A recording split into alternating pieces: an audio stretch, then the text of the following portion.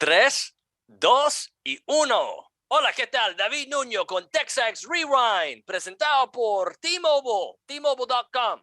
You want to visit T-Mobile.com/CrossAmerica to learn how you can get more value and coverage through T-Mobile. Hey, guys, I didn't see you yesterday because we were getting ready doing our pregame, but here I am in our hotel studio here in New York City, and what a day it was today. Well, last night was really the action. Today on TexAgs Radio, we just kind of looked back at what was an incredible Tuesday night with baseball, with basketball, and we had Logan Lee in the first hour. We broke down that Washington State game. Billy came on and he talked about the daily double. Baseball here, basketball there. Everybody's happy in Aggieland, right? And we had that. And also during the go hour, which we moved to the 9 o'clock hour, how we were very impressed with Madison Square Garden and all the fans that were out there. It was just a great atmosphere out there. And we also had in the 10 o'clock hour, Ryan Brauninger, how to get into a little recruiting country. We call it TexAgs Rewind. Well, what were you saying? There are a couple of times during the game where it's a no, maybe yes. Yeah. There you go. Because I'm not going to say no with them because that's kind of how they play, right? Exactly. And they are unpredictable. They are unorthodox right now. A lot of it has to do with youth. A lot of it has to do with the fact that Obaseki and Wade Taylor and Diarra, they're just different types of players. They're not the normal guys, yeah. And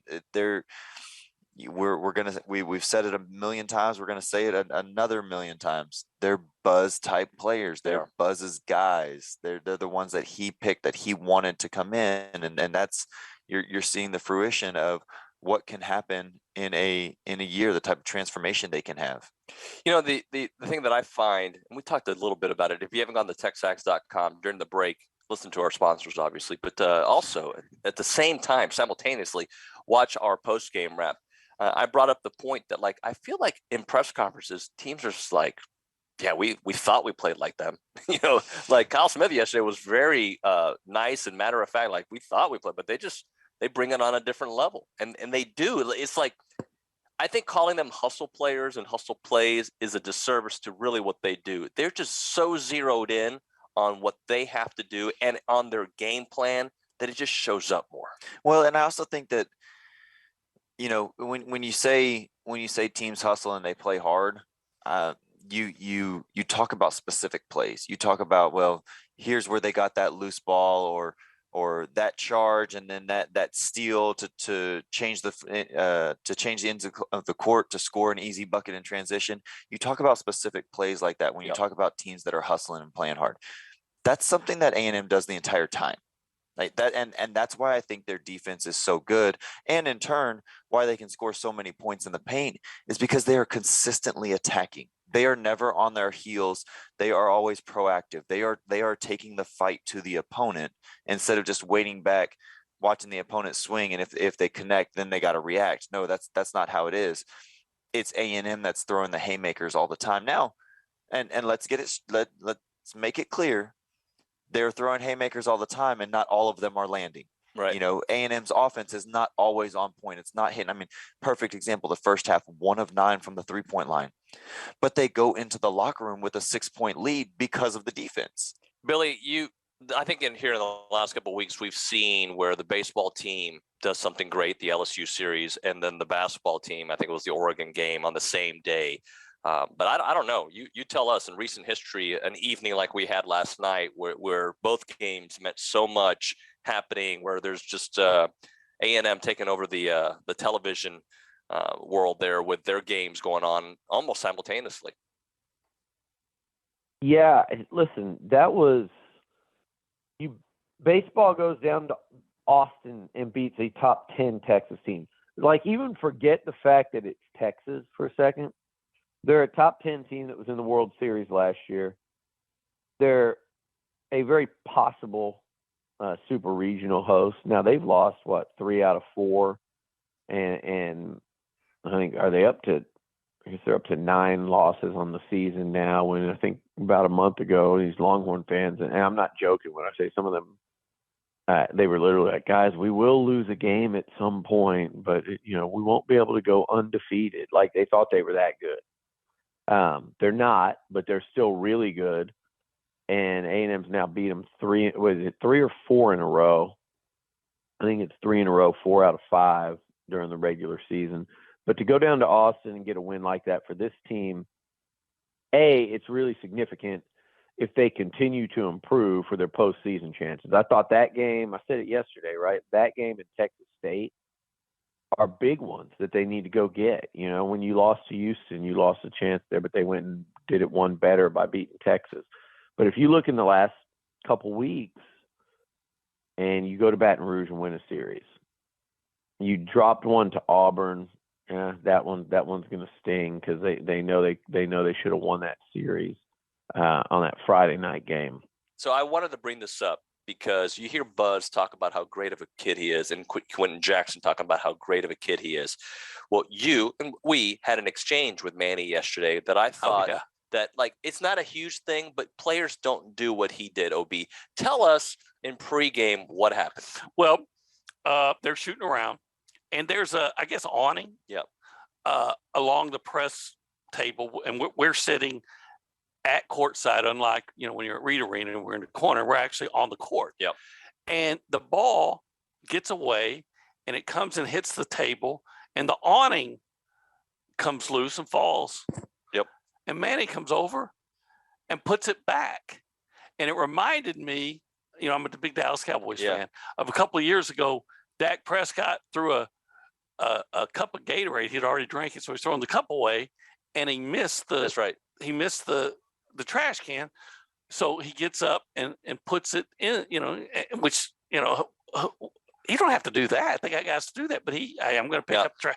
And Manny, you don't have to do that. That somebody would have come along, but maybe it was his ball that missed or whatever, or he felt like he should have got it, and he goes over there, and it's just a small thing that would never have noticed, maybe not, except we were right there. Yeah. And then we had there was an exchange. And I wanted to bring that up. So, because I find this pretty cool that we're watching this happen in real time. I told you I ran into some of the players there in Times Square. And when I noticed, like, Henry was the first one we noticed, right?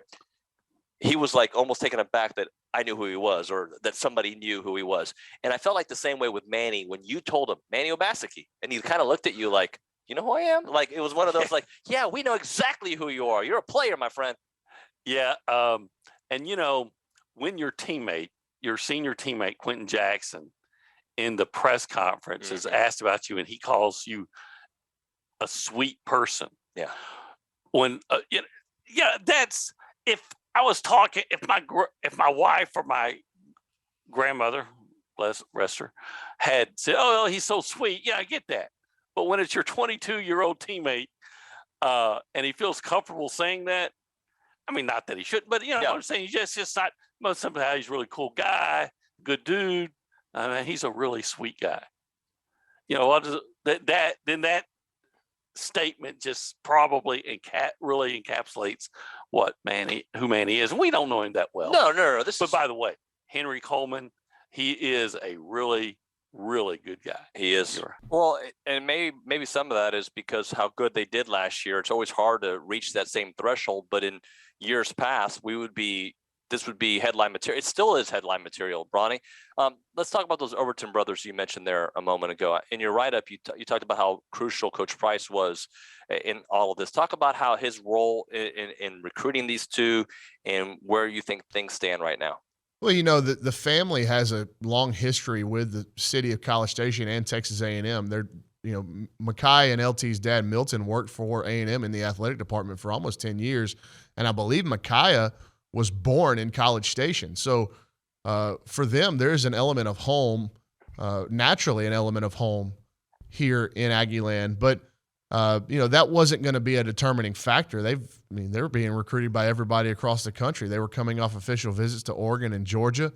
They still got some stuff scheduled here in the future with Oklahoma and Ohio State. But A&M was coming into this when he reclassified and things started going this way where he was going to have a decision by April and then enroll in the summer.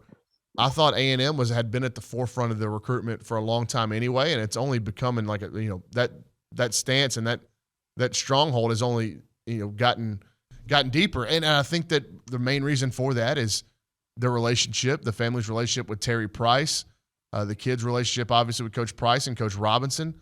I think DJ Durkin is playing an ever-emerging role in that recruitment. That's a guy that his role in recruiting is going to be different than Mike Elko's was, because he really enjoys being on the road and really enjoys getting involved in the day-to-day of a lot of these recruitments on the defensive side.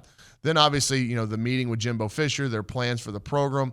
I asked straight up, LT, what is A&M's success in the 2022 class as the best class of all time? Does that help or hurt A&M's chances to land you? And he said it helps. And good players want to play with good players. Iron sharpens iron. That seems to be a common theme as we get out on the road and we ask these guys about what A&M just did and does it help or hurt. They're ready to come in and compete against the best. So I really like where A&M's at for LT Overton as they inch kind of closer to a decision in April. And I think that, if A&M were to add the Overton brothers, then there's no questioning what the best class is of all time, and no question what the best defensive line recruiting haul of all time was. I think LT would make it 8 5-stars in one class. That's just unheard of. All right, friends, thank you so much for watching. Like it, comment, share. Write something on the algorithm that people will want to look at. New York is cool. New York's not cool. We like pizza. We don't like pizza. Write something just so I can see it and like it or whatever. Helps us out. Thank you so much for watching. We will see you guys tomorrow. Mañana.